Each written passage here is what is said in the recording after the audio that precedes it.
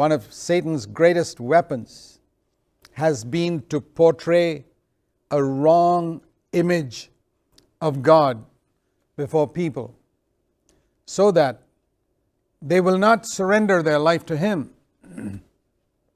but will hold back.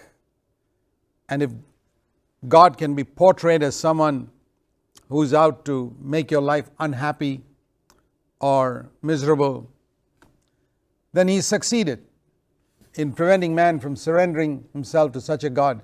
And I tell you, most Christians that I've met, and this is true even in people in other religions, have a feeling that God is not someone you can be very friendly with. God is not someone who's out to do you good.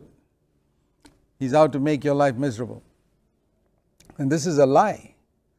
And when we're called to be ambassadors of Christ, part of our calling is to show forth this lie of the devil. God intends the very best for you.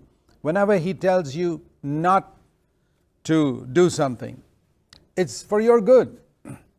We may not realize it. A little 1-year-old child or 2-year-old child doesn't understand why you tell him not to play around with a snake or with a knife or with fire. We know that that's harmful for that child. He doesn't know how to use a knife or a fire. They can hurt themselves. But do you think those little children understand it? They disobey it. They burn themselves in the fire. They cut themselves with a blade or a knife because they disobey. And man is exactly like that.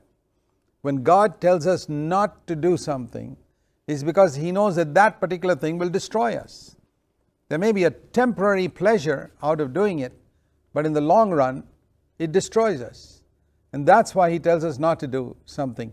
And that's why God told Adam in Genesis chapter 2 not to eat from a particular